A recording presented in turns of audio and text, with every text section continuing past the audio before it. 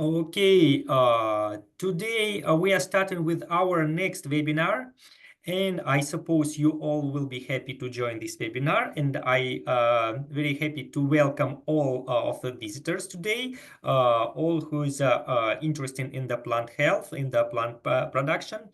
And I very glad to present Renate as well. She helped me with this webinar. And let's start with the Petunia. Today we will talk about one of the greatest crop in our assortment, in Syngenta assortment. And I'm happy to offer the few background and a few feedbacks and a few secrets about the Petunia. Let me start with the presentation, and let's go to make a short overview of on our large assortment. I may to say the even huge assortment. Here you see a very complicated table, and sorry for that, but honestly, I would like to make an impression how many varieties of Petunia we have in our assortment. This is really fantastic number of varieties. Of course, some of the varieties is just me to say the bit old one, but most of all, it's very popular in many corner of the world, and many growers found their own varieties for their own specific climate condition. And I would like just to explain how we made a systematic of the Petunia. Honestly, we have not only one species of the Petunia, we have four species of the Petunia in our portfolio: is Petunia grandiflora, Petunia multiflora, Petunia milliflora, and Petunia pendula. Why we separate all petunias in these four different types?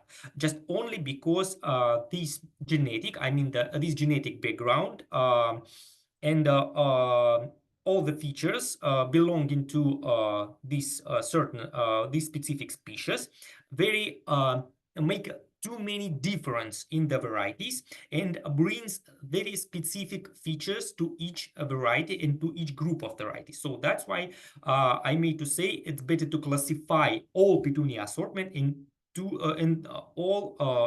on that for group, or that for group which is concerning to species name.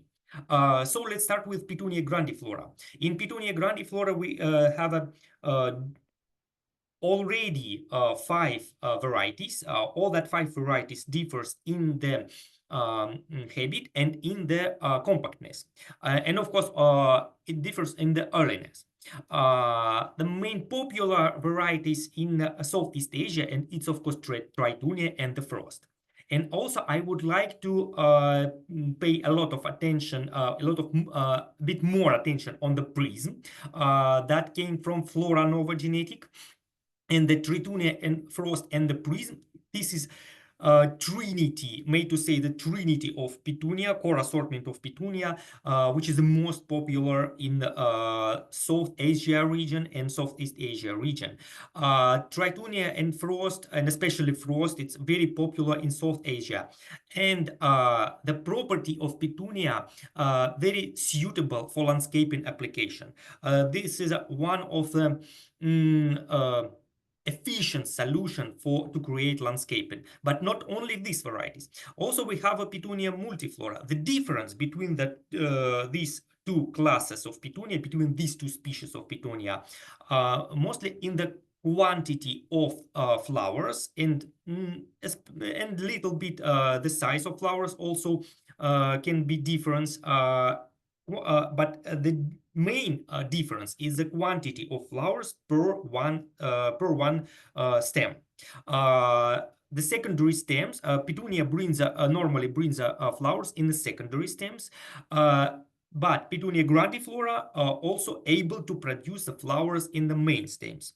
But if the Petunia produces the flowers in the secondary stems, it looks a bit more compact and a bit it looks bit covered with plenty of smaller flowers on the top of the plant, and so that's a difference between the Petunia grandiflora and Petunia multiflora. So it also reflected on the names. Petunia grandiflora has larger flowers, and Petunia multiflora has a more the bigger number, the huge number of the flowers, but which is slightly smaller than flowers of Petunia grandiflora. And of course, in a Petunia multiflora, we have a very fantastic varieties, especially damask. Damask, it's quite early, with good earliness. Even within 5 or 6 weeks from transplanting, you will be able to receive not even first flowers. I mean the first blooming. It means not only 1 or 2 flowers per plant. You Within 5-6 weeks, you will be able to receive the already the few flowers which can cover plants quite well. And another opportunity of this type of Petunia, it is branching habit. Petunia multiflora more branching and more it brings more branch plants. And let's go to Petunia milliflora. I think this is my favorite Petunia, just only because of the quantity of flowers. It's really made to say covered with the flower, entirely covered with the flowers. Of course, flowers not so large, and it also reflected in the name of species, Petunia milliflora. It's small. It means this plant contains many of flowers. It's like hundreds of flowers per one plant. So that's why this Petunia very sustainable against the abiotic condition, especially strong sun and strong rains. And it is able very easily recovered after the strong rains, even when the flowers damaged or faded out from the strong rains, from strong drops, strong drop bites. And Petunia milliflora has not so big flower size as a Petunia milliflora or especially Petunia grandiflora, but it the small flower size and the huge quantity of flowers provides very strong plants, very strong flowers, which recovered quite easily after even after the strong rains and after the hurricanes. And of course, Petunia pendula. But I would like to mention one item, Petunia flash forward, which belongs to Petunia milliflora, also can be considered as a Petunia, as a trailing Petunia. But as because it genetically derived from Petunia milliflora, we put it into the class or into the species of Petunia milliflora. But it's flash forward, it's also trailing Petunia. And we have already 3 types of Petunia pendula: photo finish, Hangout, and Skybox. And I want to pay much more attention from your side on Petunia photo finish and Petunia Hangout. This is very unique Petunia, which is able to produce flowers within only 70 days. You can imagine, only 70 days from sowing up to ready plants. And this data reflected on this table, and by the using of this table you can find what's the earliest Petunia type and what's the earliest Petunia variety if you would like to choose the earliest variety for your production. So please look at this table, and you can find, of course, more information in our catalogs. I would like to invite you in our site, www.syngentaflowers.com. And there you can find much more information about Petunia, and of course you can find much more information about the Petunia assortment, entire Petunia assortment.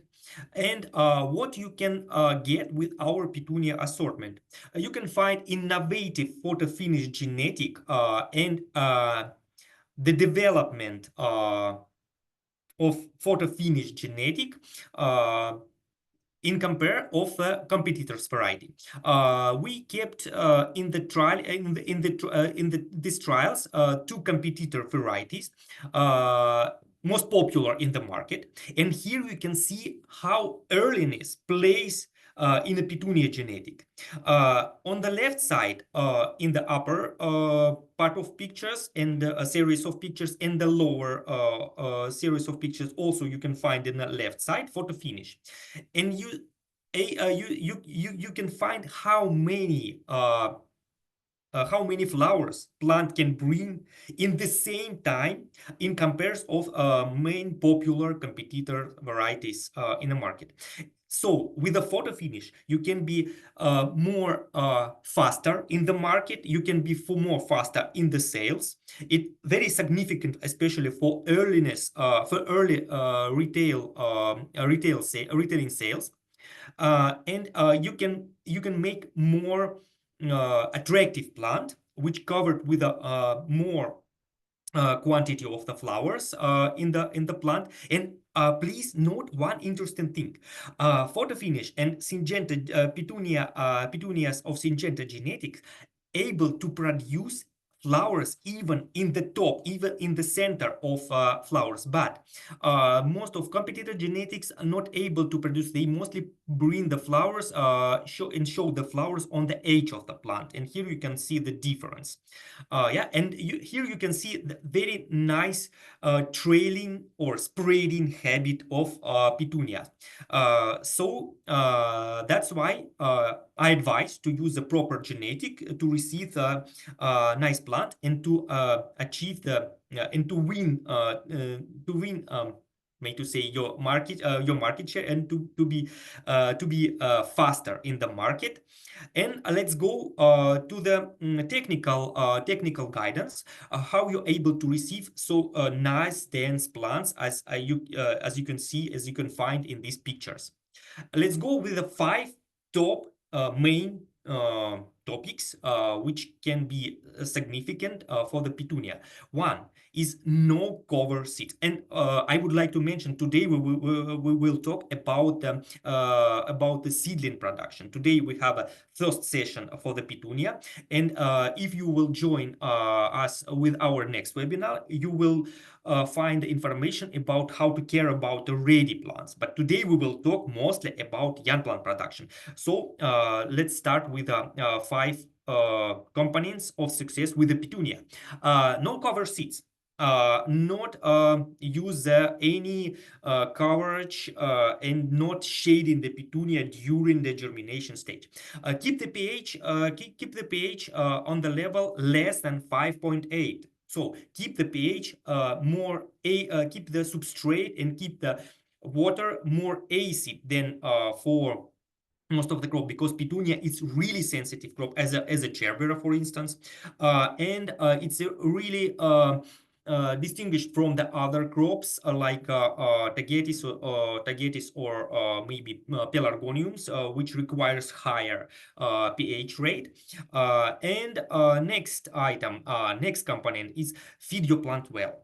If you will feed Petunia well, you able to receive dense plant, dark green plant, strong plant, which able to protect itself against any kind of abiotic factor, and even against the fungus and insects. And boron deficiency, it's quite significant for Petunia, quite critical for Petunia. There are not many crops which requires quite high boron level. For instance, viola also requires quite high boron level. And for Petunia, it's also critical because boron efficiency depends on the effects by pH as well. And diseases, of course, we will talk today about diseases, but in the end of the presentation, but not in the beginning, like we uploaded formerly in our previous webinars. So let's start with a seedling stage. Let's start with a no cover. How it should looks like, how the sowing process should looks like. Here in the right part of this slide, you can find how trays with the petunia should looks like in the germination room, in the germination chamber. Here you can see not any coverage like substrate. Trays filled with substrate and the seeds put it into the center of the each cells. Here seeds are not visible because of the seeds already get water, and so that's why it became already dark brown color. It's received the dark brown color, so it's not visible. But please believe me, there are a few seeds, one seeds in each cells in this germination chamber. So as because petunia requires a light for germination, and light can be very beneficial, so I advise to provide, if you use germination chamber, provide the light for petunia. That just only 50 or 100 watt lamps is enough to provide normal light condition for petunia germination stage. And of course, please be careful. Please be careful with any kind of substrate or any kind of covering agents like vermiculite or perlite or layer of the peat. In the left picture you can see the example how seed should be put into the substrate, and please not forget to provide some deepening of the substrate. So substrate should be depressed a little bit to let the seeds be in the proper moisture condition, and which is necessary to germinate it, to let seeds germinate well. And let's go to see what other condition should be provided for petunia.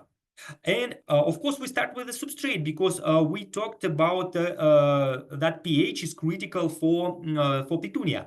So which kind of substrate? Here you can find which kind of substrate provides better pH rate, and which can in general can be already with a proper pH rate. Of course, it peat moss. Peat moss it's mostly, but please always check pH in the package on the label.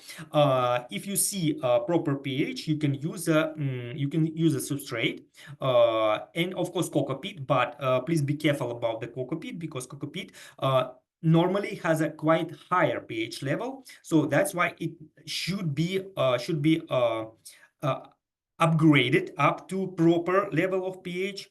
And of course substrate based or peat based on the food fiber, or it can be called food fiber peat, which becomes more and more popular, and especially in the South and Southeast Asia countries. Of course, the reason why it became popular because peat moss is quite expensive matter, a quite expensive component of the substrate, and the best solution how to make a substrate more efficient with a proper rate of pH and with at the same time not so expensive is to apply the mix.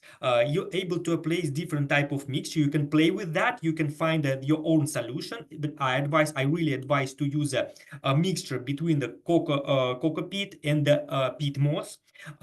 You can use the mixture in a rate 50-50%, or you can use excess of the coco peat, like 30% of peat moss and 70% of coco peat. But anyway, be sure and be confident that the pH rate is a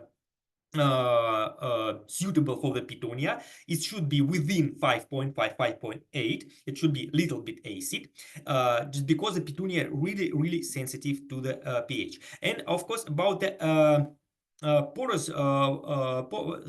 porousness of the substrate. Substrate should be porous, so provide 30% of perlite, or it is also possible to make a porousness of the substrate with a little slightly bigger particle size of the cocoa peat. You can find and it is normally a bit larger. I mean the particle of the cocoa peat normally a little bit larger than a particle of the peat moss for the seedlings. So that's why it is good solution to apply the mixture of the two types of the substrate. And so let's go to see what kind of abiotic and what kind of other factors can be provided, should be provided for Petunia. Let's start with the other components. And before we go to the other components, I would like to explain what kind of sources can bring high pH into your substrate. Of course, one of the critical factors able to affect pH is a pH in the substrate, initial pH in the substrate. Another critical items is high sodium concentration. This item can be critical if you use or if you apply maybe old peat moss or cocoa peat. If cocoa peat not being rinsed out normally or properly, it can bear too much sodium inside the particles of the cocoa peat. So the high level of the sodium concentration can affect and can even ruin plants or seedlings of the Petunia quite strongly. And here on the right picture, you can find very strong effect of the sodium concentration. Why I know that that plant were damaged by a high sodium concentration, just because the grower made analyze of that substrate. I advised to make analyze of the substrate, and they really found there really high sodium concentrations. About 100, it was about 100 milligrams per liter. And so it's rather high concentration. And of course, calcium excess also can affect quite strongly on the pH rate. And here you can see chlorosis on the plant derived or caused by calcium excess in the middle picture. And of course, in the scale of the bottom of these slides, I provide the pH rate, which is shown on the scale for under the each picture. And let's go to the other factors. Petunia not require too big cells, and you're able to use 288 cells or even slightly smaller, or 264 cells or similar, because the Petunia seedlings quite small. Here you can find the 264 size of the trays, and here you can see how small is the seedlings in the germinating seedlings in these trays. And here you can ask you can raise a question: why a grower apply the layer of the small layer of the vermiculite to cover the seed? Honestly, for pelleted seeds, it can be beneficial, but you need to be careful to provide too thick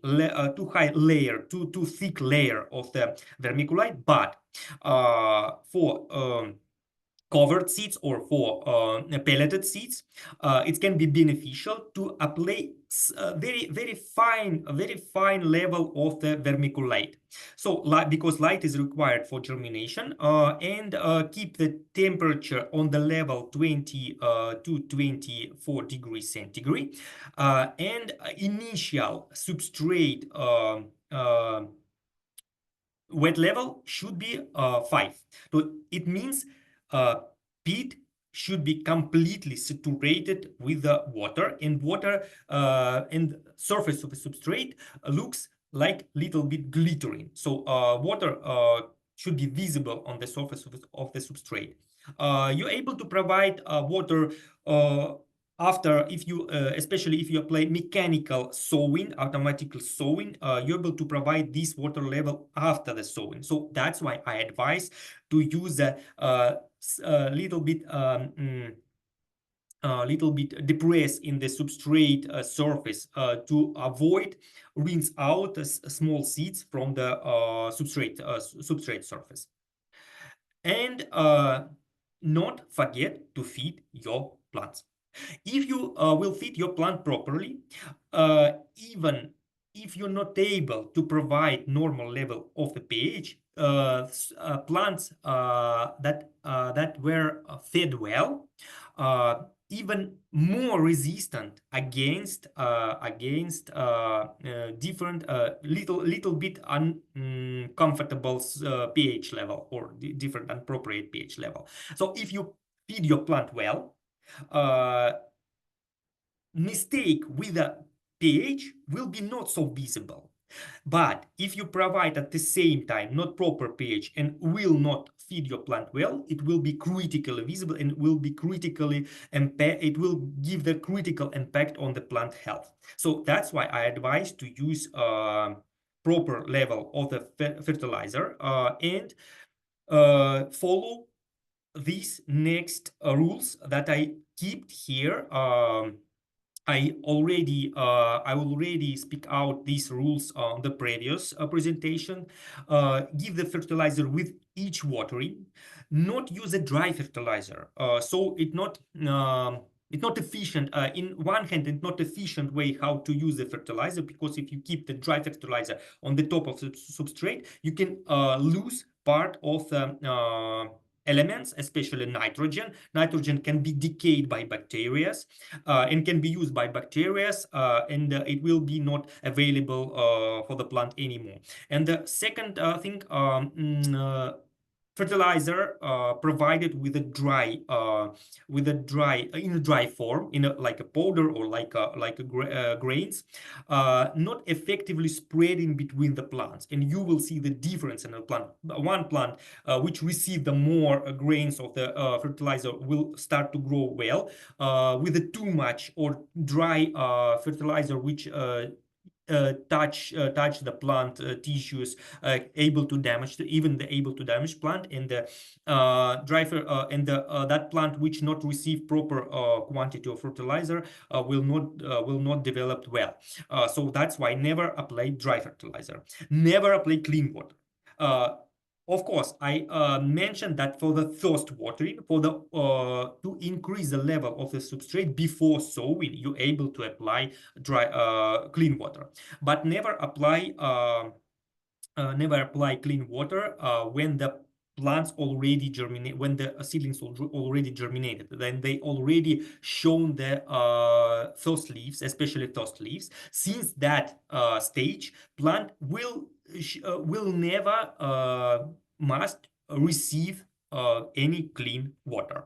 And be careful about the fogging system, which would normally use in the clean water, and because excess of clean water which come to the plants can rinse out the fertilizer and will make the plants hungry. And use a low level of the phosphorus. Here we can see example which is which not appropriate for the plant, like 15 15 15 or 17 17 17, and of course never apply fertilizer with high level of phosphorus, like for instance 18 40 18. This type of fertilizer for sure will bring a lot of problem to your plants. This type of fertilizer, of course, very nice for outdoor condition, but for the small volume of the substrate, this type of fertilizer can be critical and can damage your plant quite critical and can bring a lot of problem. And Already on the seedling stage, Petunia should require 75 till 125 ppm of nitrogen. It's quite high. And the saturated media extract, I mean, when you check in the EC in the substrate, already should be 0.8, sorry, 0.9 till 1, even 1.3. For most of the plant, the highest level of EC, I mean the critical highest level, should be 1.5, but Petunia already on the seedling stage requires 1.3. It's quite high. And later on, Petunia, I mean the mature plant will be sorry, should be kept into even higher salts concentration level. I mean the fertilizer concentration level. And let's go to the how to apply. Again, I would like to explain how to apply the ppm of nitrogen, because if I talking about the EC, it's easily to understand how to bring it to the plants, because you can measure EC in the water and you will know how many fertilizer plant will receive. But ppm of nitrogen sometimes can be not really clear to understand how to add into the substrate. But honestly, here it is not difficult to how to recalculate ppm of nitrogen to the milligrams. You're able to use a proportion, and you just only remember one rule. ppm is mostly the same like a milligram. So ppm of nitrogen of NPK, it means ppm or milligram in the water, in the 1 liter of water or 1 kilo of water, because in a 20 centigrade of Celsius, water, it's about 20 centigrades, water, 1 liter of water weighs about 1 kilo. So 1 ppm, it 1 million part. And the milligram is 1 million part from a gram. And it is the same quantity can be used to recalculate percent of the ppm of nitrogen to the entire weight of the fertilizer. To understand this clearly, it's just to need to know that 15, I mean, like it displaying here the rate of NPK. All these numbers means the percent of each component of the fertilizer. 15, it means 15%, 5 means 5%, 15 mean also 15%. So NPK, 15% of nitrogen, 5% of phosphorus, and 50% of potassium. So it means if you take this kind of fertilizer, you will give 50% of nitrogen. So if you need to apply, for instance, 125 ppm of nitrogen, you need to recalculate, because 155 milligrams, I would like to recall you, ppm, it means milligrams. It's just easily to remember. So you have to recalculate 125 milligrams into the entire rate, because 125 milligrams is just only 15%. So use the normal proportion to recalculate, and you will receive 833.3 and etc. Milligrams of fertilizer. You should be dissolved into the water, and this quantity of the fertilizer will provide you 1.2, about 1.2 till 1.4 millisiemens per centimeter. It means EC, you will provide this level of EC into the water. It means you will provide normal level of the EC for the Petunia, and you will feed it well. And please not forget to add calcium and magnesium every 5th or 6th watering, not very frequently, because Petunia not like excess of calcium, and later on you will see why. And of course, I already mentioned that calcium, able to increase too much calcium, will be increase the pH in the substrate. So that's why not forget to apply calcium and magnesium fertilizer, and not apply too much, not apply it every 3rd watering, apply just every 5th or 6th watering. Why I pay so much attention on the calcium and magnesium, and repeat it again and again from one webinar to another, just because NPK fertilizer, I mean the complex fertilizer, normally a lack of the calcium, or calcium is absent on the formulation. So that's why I advise or to use the fertilizer together with the calcium. So in this way, you not need to apply calcium separately, or provide the calcium every fifth or sixth watering. And here you can find an example how to apply that, and how you're able to provide the plants with that. And of course, on the right picture, you can see the plant, how will be, or how plant must look like, when it fed well. It should receive the dark green leaves. It should be quite compact. And here you can see this, the medium row, that how plants should look like in your greenhouse as well. If you will feed, of course, if you will feed plant well. For instance, for germination stage, we should provide, or we able to provide the only clean water with a with a EC level 0.4, 0.5. It's not, or sometimes clean water can already bear EC like 0.7, but in general, it provides EC level on this low concentration, or this low EC level. With the next watering, we already should add a little bit fertilizer, and we should start with a lower germination, lower fertilizer rate, like 75 ppm of nitrogen. Honestly, 75 ppm of nitrogen will provide EC about 1, but it is not really big issue if you provide with the first watering already 1. But if you're able to start with a little bit lower concentration, let's start with a lower concentration.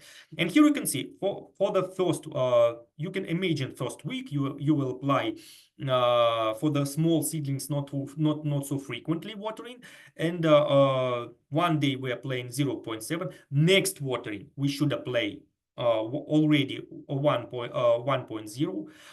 With the next watering, it will be already fourth water, because first water was for the seedlings, and this should be already fourth watering.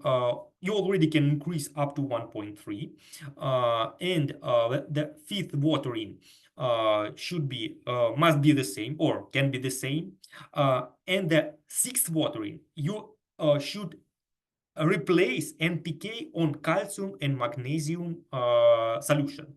You're able to apply one by one calcium and magnesium, in the rate 50%, 50% calcium, magnesium, or normally most of the technical tips advise to use a bit more calcium rather than magnesium nitrate, and I advise to use a magnesium nitrate because the nitrogen, magnesium with nitrogen, more available for the plant than a magnesium sulfate. But keep in mind one tricky things. If you use more sulfates, you will keep pH in the lower level. So sulfates will apply more appropriate or more comfortable pH for the Petunia, but it will not be big issue if you will apply magnesium nitrate as well. For the another watering, you even able to increase EC up to the 1.5.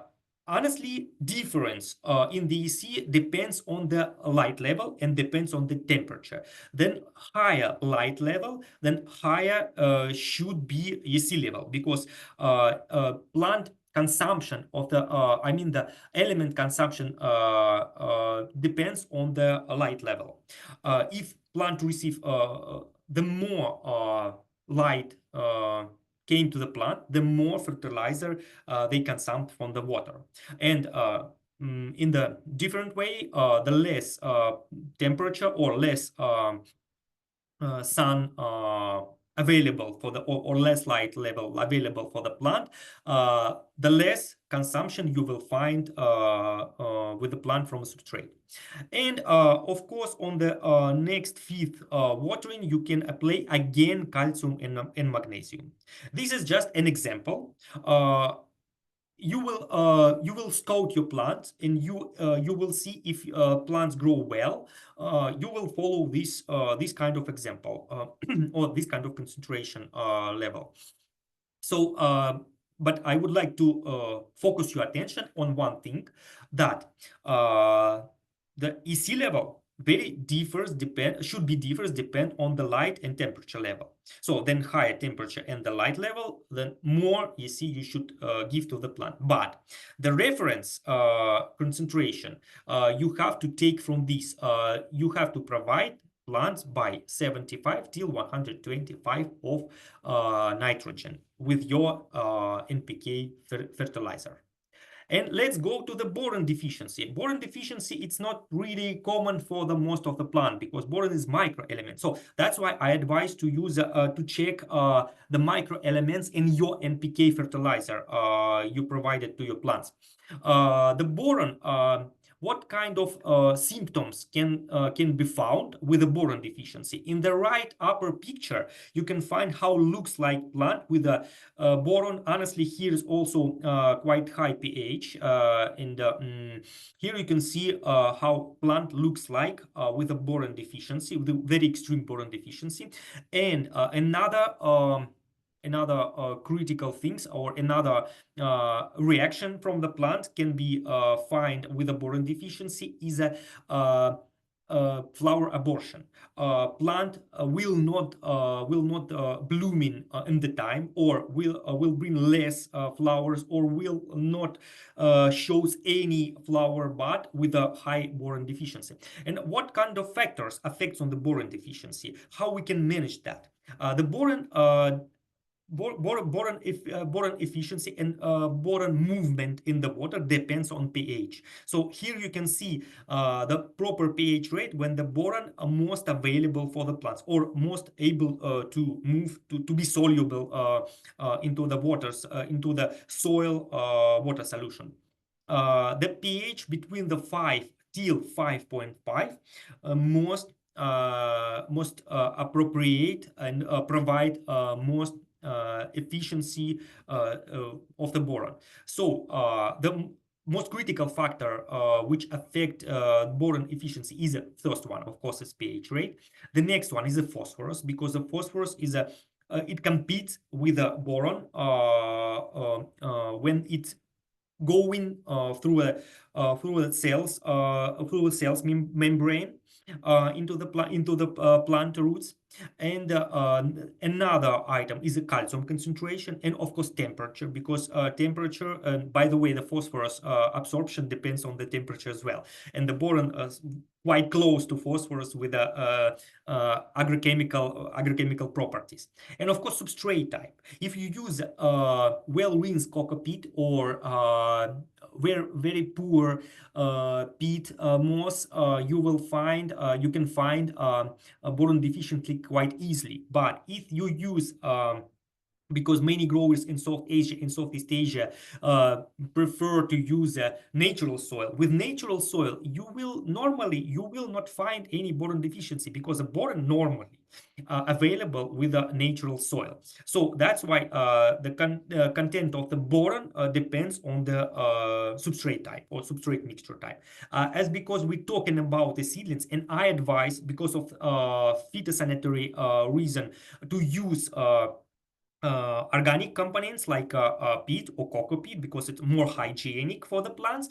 So you can find some kind of boron deficiency. And the best way how to protect you from the boron deficiency is to check label on the NPK fertilizer. If you can see the micro elements, and you can find their boron, you will never receive the boron deficiency. So my main advice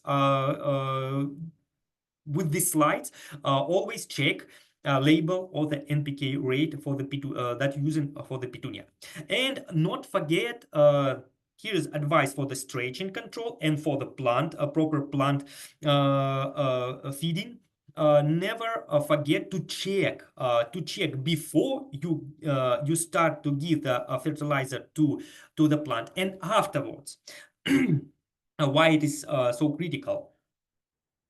Because plant is speechless. It can just only display and only can show you deficiency already when it's in a critical situation, when deficiency is so high. So plant will show you any kind of things that I mentioned in the previous slides, or show you chlorosis. When the plant already shows you these things, it means plant should be already taken to the emergency taken to the how to say, taken to the reanimation stage. So before, but we have a good tool how to avoid this situation, how to understand did the plant receive the proper amount of the fertilizer or not. This tool is very simple. Is you have to check the EC level in the substrate and in the water. You have to check in the water before you apply for the plant. So test soup before you give this to your guests. Because if you for instance, I don't think your guests will be happy if you provide them too salty soup, or too how to say it, too poor soup with too much water. So to be sure that you offer to your plants a good soup, just test before you start to watering your plant with the fertilizer. Media EC should be on the level 0 in the initial stage, 0.5 till 0.75, and in the young plant stage it should be already 0.8 till 1.3 already. And EC in water, I mean the fertilizer in water in solution should be 75 till 125 ppm, which provide EC on the level about 1.3, 1.7, or maybe a little bit similar.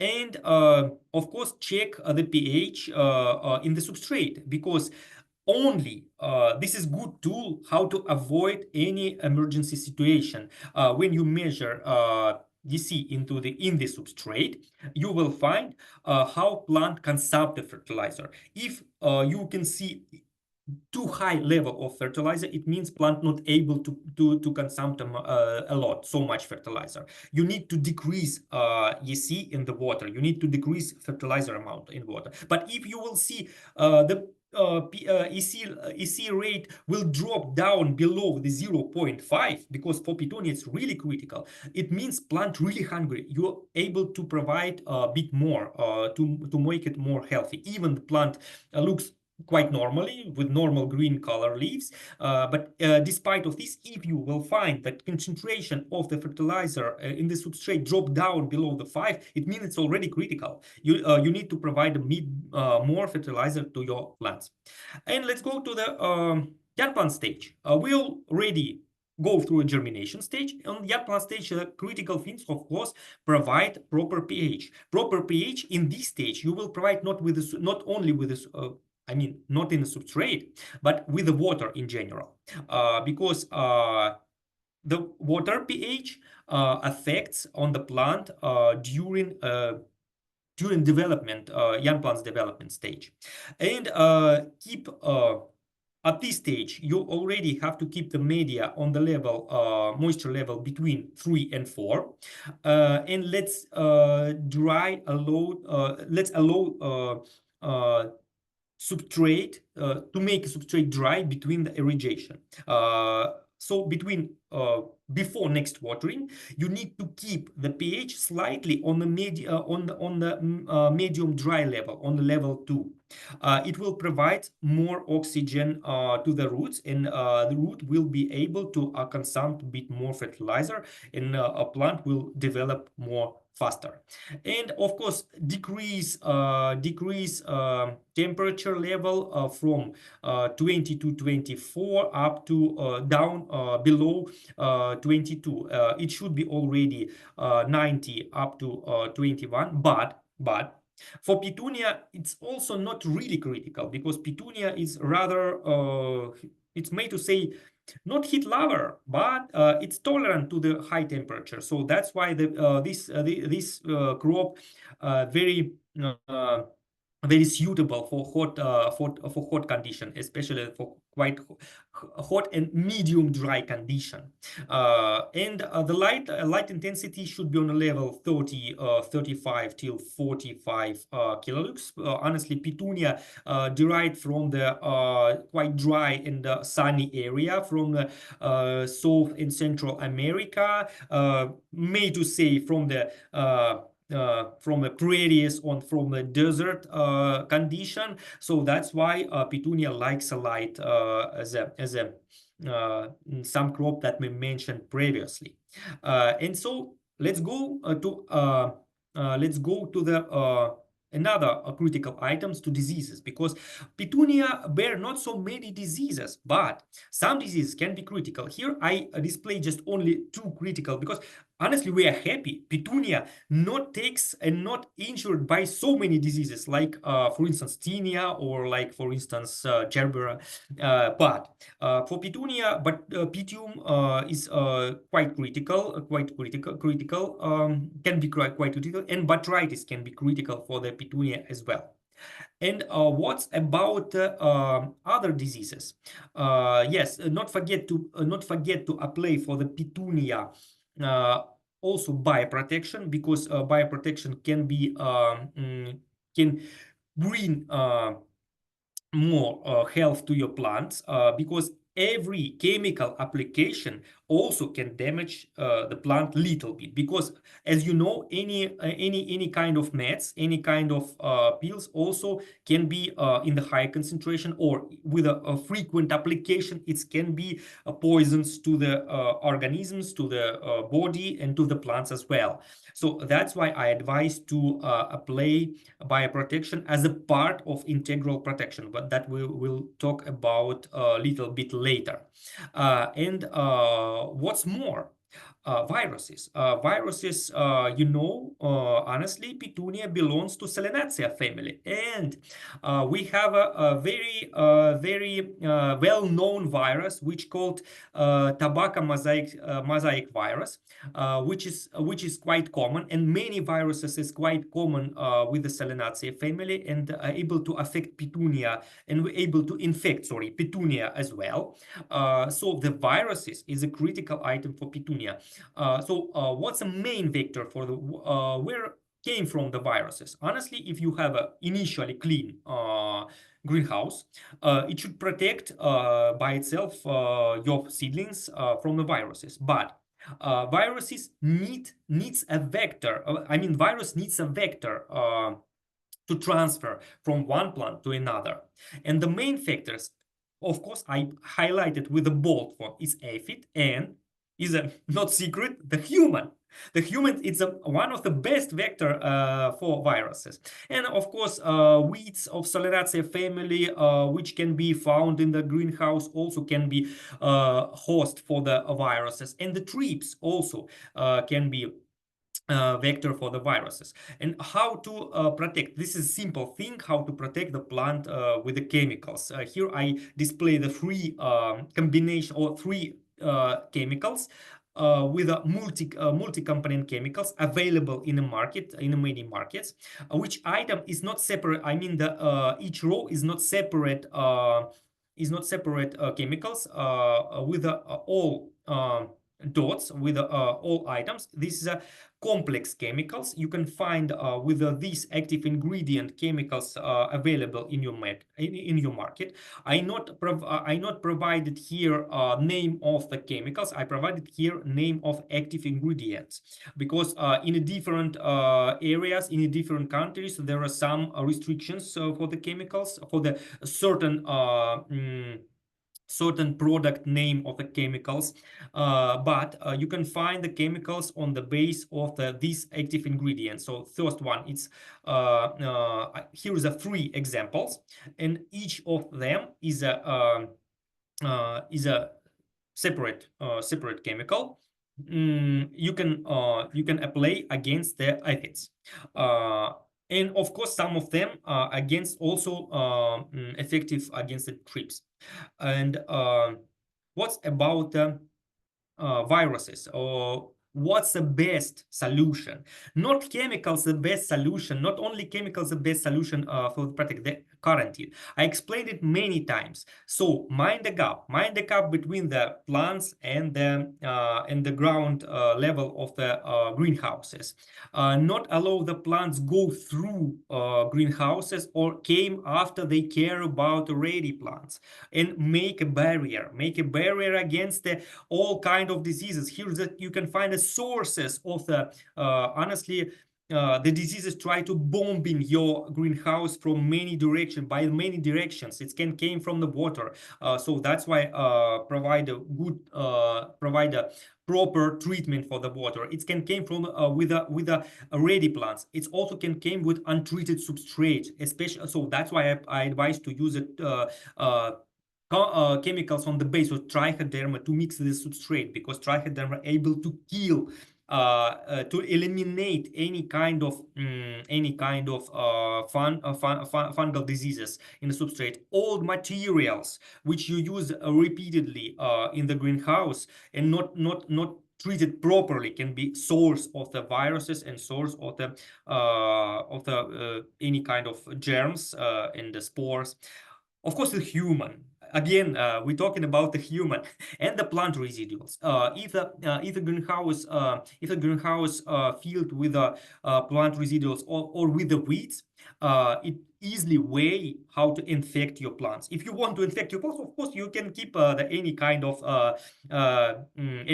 weeds or any kind of material, old residuals, plant residuals, and what's the which tool able to provide barrier for the greenhouse. The barrier is it gives by integrated protection. Integrated protection, it's all activities which able to provide invading or it's able to protect your plant or kill the in any kind of infections which can infect your plants. And here you can find all kind of items which and most of them it's quite affordable. It's not very cheap protection. Here you can see the people even change their clothing when the lens come. Honestly, it is necessary, but the quarantine, if you protect your plant from the inappropriate enter of the people into your greenhouse, you will protect the same way plant as you provide the people with a clean clothing. And this mostly all what I talked about the seedlings, Petunia seedlings protection today. I hope this session will be valuable for you, and I hope these advices will help you to receive the healthy plants and healthy seedlings. And please not hesitate to reach out key account managers who is responsible for your region. Amjad Iqbal, he's responsible for Southeast Asia, and Gautam Sandle. Here you can find the mail of that guys, they very proactive guys, or you can reach out me if you have any kind of problem with your seedlings or with your plants. And again, thank you very much for your attention. Thank you very much for your time. I think we have a quite long session today, and I would like to ask Renata. Renata, do we have any comments or any question in the chat? Sorry, Renata, please, can you unmute? Yeah. Yes, we do have a question. It's about, I believe it's fertilizer. So the question is sand and cow dung also helpful? Which one? Sorry? Sand and cow dung. Yes, it's also, but I advise to avoid cow dung on the seedling stage. But the sand it's also applicable. If we back to the one of the first slide. we can find there, I mentioned the sand into the as a component of a reagent is on a second stage. Of course, it is more efficient component than a perlite. And so here you can see I mentioned the sand is absolutely applicable, but I would like to avoid any kind of organic vermicompost or compost on the base of on cow dung on the seedling stage. Just because, of course, it able to provide the plants with most of the mineral elements. It's very nice component, but the seedling stage, honestly, it's most critical stage in the for the health of the plants. So cow dung sometimes can bear even the seeds of the weeds, or sometimes it can bear spores or spores of bacteria or germ, any kind of germs, which able to affect the plants quite easily, especially if the cow dung not really decay, because because it is complex and organic component. Sometimes it's difficult to manage the purity of the substrate, and difficult to manage the stage of the decay of the substrate. And sometimes we can be mistaken, and we can use a not really decayed cow dung, not really old cow dung. And the another items why I not like to provide the plants with the cow dung, or to advise to use the cow dung, is the different concentration of the nitrogen, because during the decaying process, cow dung lose the elements, gradually losing the elements, because the bacteria start to feed cow dung and start to use the nitrogen, especially nitrogen, in the first how to say it hand. And later on they are able to use also phosphorus, but phosphorus will stay in the substrate, but the nitrogen can be how to say it, go out with as a gas, because bacteriums are able to decay nitrogen compounds into the molecular nitrogen N2, or into the nitrogen oxide, NO2, which able to how to say it, which able to goes out from the substrate as a gas, and it is also it's also bring unclearness with the concentration of the elements.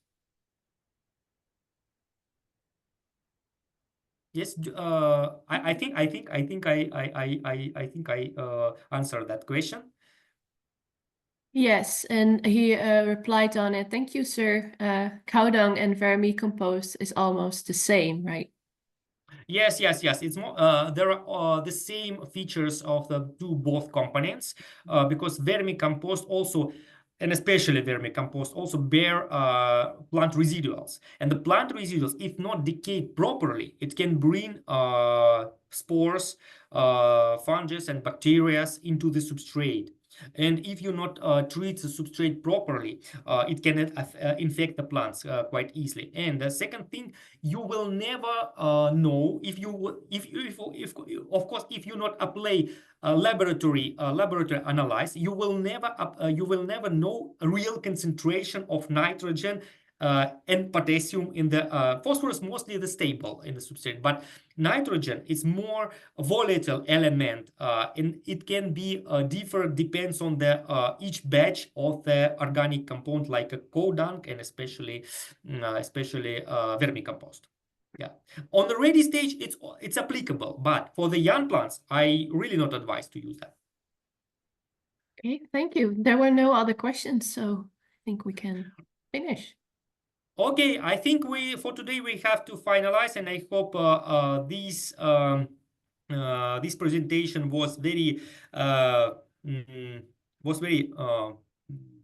to say it, usable, and will bring you proper advices. And I would like to wish you a good season, good sowing season, and we'll gain a success with our Petunia assortment. Thank you very much. Thank you all. Bye. See you next webinar. Yeah.